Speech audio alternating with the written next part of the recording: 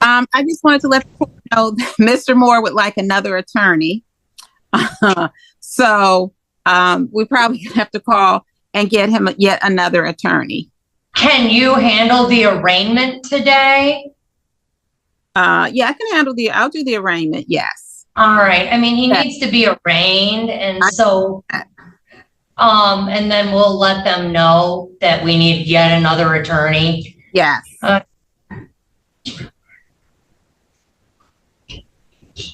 tried to explain to the client that I would schedule with him so that we could talk at length, and that really upset him.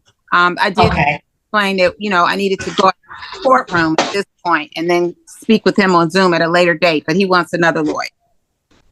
Okay, so let me call these the new one first. This is 241976 People versus Christopher Moore. So Mr. Moore, initially you had an attorney that was appointed through NDS, and they had the attorney they appointed was not I don't want to say qualified, but she didn't meet the standards under the Michigan Indigent Defense Commission's to handle a case of this nature. So she was removed from the case because she can't be on that list. Then Miss Watt was nice enough, kind enough today. She was called to stand in on this or come into the case forthwith so that you could have your court date. So I just want you to know what happened today. So now we have Miss Watt here. It was scheduled at 1:15. All we're handling today is the arraignment. So you're being arraigned on your new case. And I've known Miss Watt for many years. She is a very good defense attorney. And obviously those are decisions you can make, at least for the moment. But I am going to proceed with the arraignment. And then if you want different counsel, Miss Watt, it sounds like there's a breakdown. Yes. Okay. So, Mr. Moore, on this case, Ms. Watt, can I get your appearance for purposes of arraignment? Yes. If she's going to be... Cora Watt, appearing on behalf of Christopher Moore, P41508.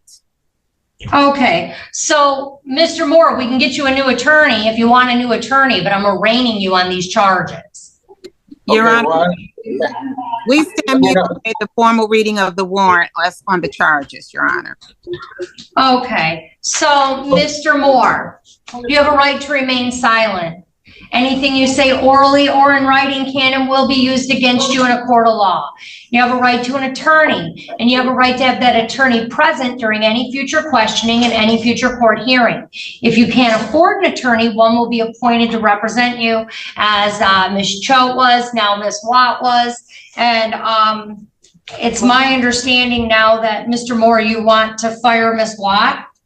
Correction. I have witnesses in here. She was not listening to what I was finishing trying to say. I had to stop because somebody else, as you can see, there's other court proceedings going on here with several other judges, several other inmates. Got a basketball gym that we're holding court next to. I have cancer. I just had a seizure while I was in custody at Taylor PD when I was picked up.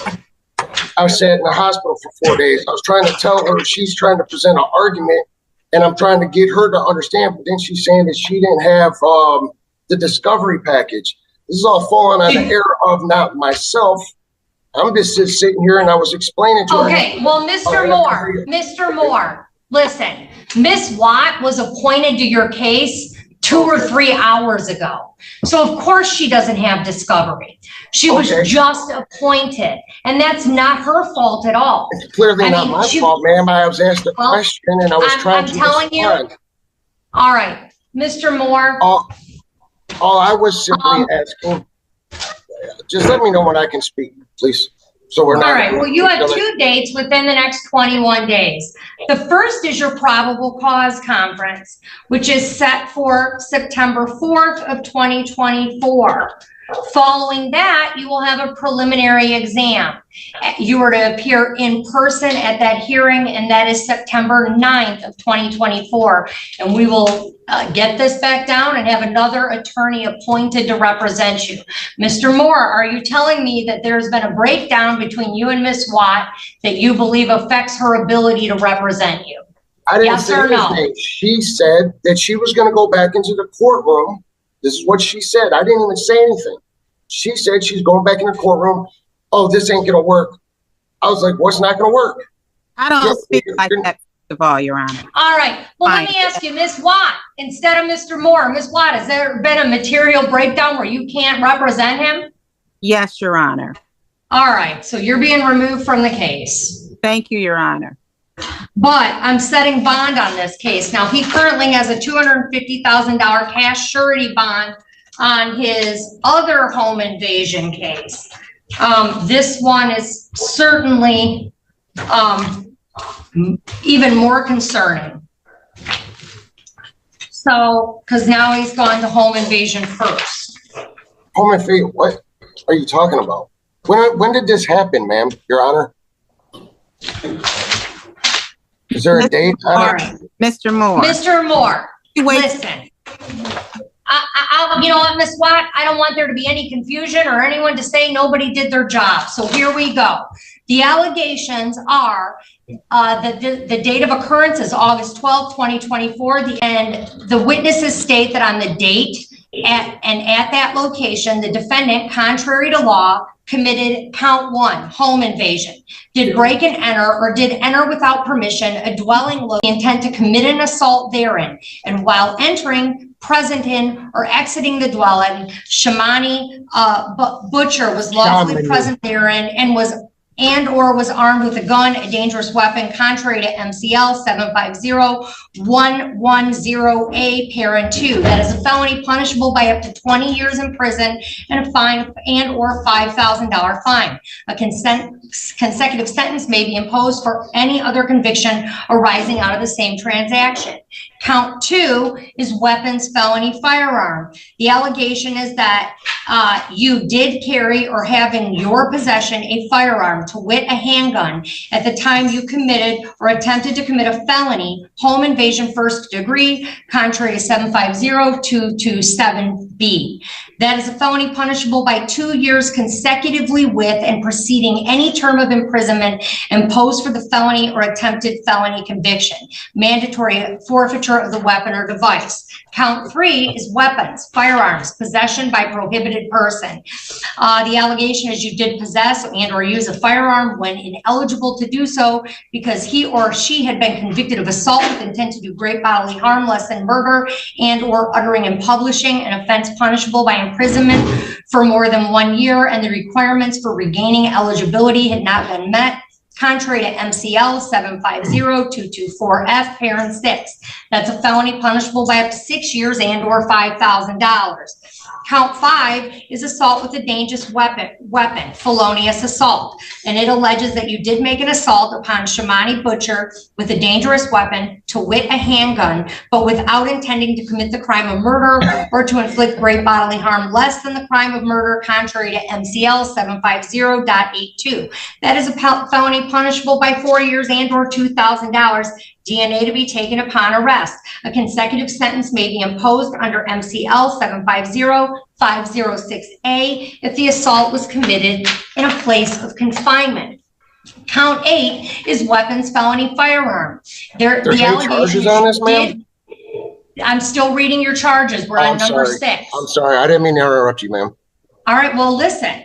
Okay. You want to know, I'm telling you. Yes, I wanted to know. Did carry or have in his possession a firearm, to wit, a handgun, at the time he committed or attempted to commit a felony, to wit, assault with a dangerous weapon, contrary to MCL 750-227B. This is a felony punishable by 2 years consecutively with and preceding any term of imprisonment imposed for a felony or attempted felony conviction, mandatory forfeiture of the weapon or device. Count 7 is domestic violence. And the allegation is you did make an assault or an assault and battery upon Shamani Butcher, an individual with whom you have a child in common, contrary to 750 81, parent 2. This is a misdemeanor punishable by up to 93 days and or $500.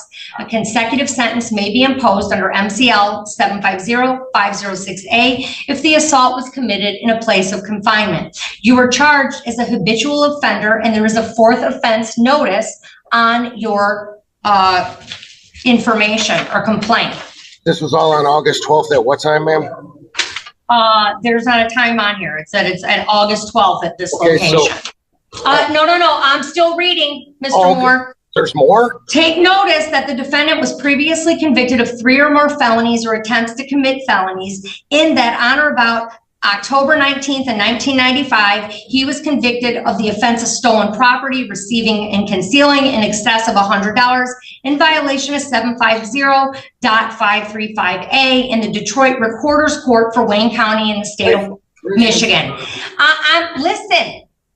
And on or about 2/16 in 1996, he was convicted of the offense of breaking and entering a vehicle to steal property over $5 in violation of MCL 750.356A-B in Detroit Recorder's Court for Wayne County in the state of Michigan.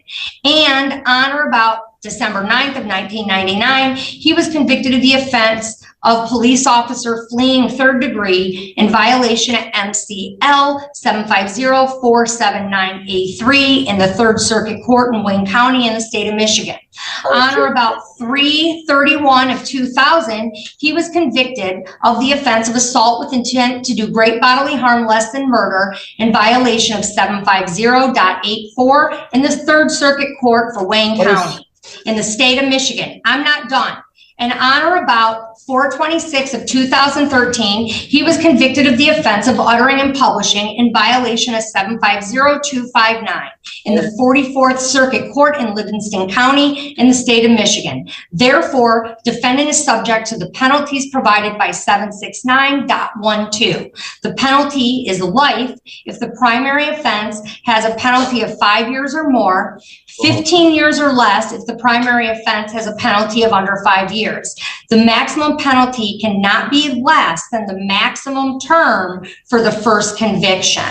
So that is the information alleging all of the charges or stating all the charges that you have served, as well as giving you notice of that 4th offender notice. Oh, I'm sorry. Are you done? Ma'am. Your Honor. Sir, I just want to remind you, Mr. Moore, we're not adjudicating this case today. Okay, this is not a trial. This is not a trial. I didn't understand. This is an arraignment. At an arraignment, you are to see and hear the charges against you, which I've now read into the record. And the other purpose is to set bond and notify you of your next court dates. It's not the date where I look at all the facts and the evidence and make any sort of determinations. Today is specifically because these are all alleged. Bond.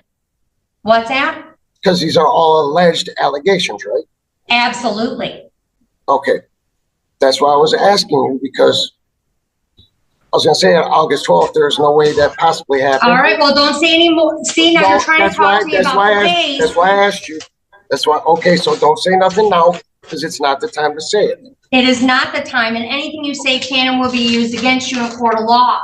I'm not worried about it. I'm not lying about anything. I got nothing to lie about. So that's why I was just asking what it was. So for the record. Okay, so all right, so Mr. Moore, we'll get you a new attorney. The 2 misdemeanor cases are just going to follow the felony matters. So the 2 domestic violences will just go in and we'll work on those as your case proceeds through the 23rd District Court. You're to appear in court as directed. You're not to leave the state without permission of the court. You're not to commit any new crimes while released. You're to immediately notify the court of change of address or phone number. You're to have no contact with Sharmani Butcher. So there's no way of being able to talk to my son in any way, shape, or form either. Sure. Isn't the son at issue an infant? He's 19 and a half months old. Okay, then no, you can't. You cannot possess or purchase or consume alcohol or illegal drugs. You cannot possess or have access to firearms. I ain't been able to do that for a long time, especially having a son. So, Okay, so we already did a DSU referral. We don't have the report back. So we'll What is that? review all of this at that time, but your bond in this case is $250,000 cash or surety with GPS tether within 2 miles. okay, ma'am, can I speak now, ma'am? Your You Honor? have a right to remain, you can speak, but Mr. Moore, what I'm trying to explain to you, and I want to make sure you understand clearly, is you have a right not to speak. And any lawyer. I know, I would choose to speak. Any I lawyer was just would trying to tell be you not to respectful. speak. Okay, I was trying to be respectful and not cutting you off. I was just waiting for my turn to say something. Okay, go ahead. What do you want me to know? Thank you. So, as I was trying to say in these alleged allegations, since I'm innocent until proven guilty, which unfortunately I don't feel like that's the case. However, I was just pointing out to the fact I need to have 2 biopsies and a colonoscopy. I don't know which treatment I can have in here due to cancer. Apparently now I had a seizure and I was hospitalized at Taylor Hospital, which is now known as Corwell Health, 3rd Medical Surgical East, where I had a seizure while being detained in Taylor PD. Okay. I have an abscess that's spread and the poison is spraying apparently in my jaw, going into my bloodstream as we speak. They're in the process of opening a new jail. I just went through my 4th round since the hospital of antibiotics. I'm developing an immunity. So they basically said, either the judge is going to either lower your bond or give you a personal bond and put you out on a tether, or we will when you turn around and either possibly. Okay, well, I'll tell you what. I'll make sure I contact the Wayne County Jail and let them know that your bond is $250,000 cash and surety. I've marked your file medical, but I'll make sure that they know that you are not eligible for release on tether unless you post that bond. I'll make sure they're aware of that. Well, ma'am, ain't that being a little biased and discriminatory? No, So it's setting a reasonable bond on cases like you have pending. They're allegations, but I have an obligation to keep the community safe. And also, based on all the prior lack of appearances, I also believe you're a flight risk. So those are the decisions that I've made. They are within my discretion, and I believe they are appropriate. So we'll see you on September 4th at your next court date. Thank you, Ms. Watt. We'll make sure we get a new attorney sworn in. Thank you, Your Honor.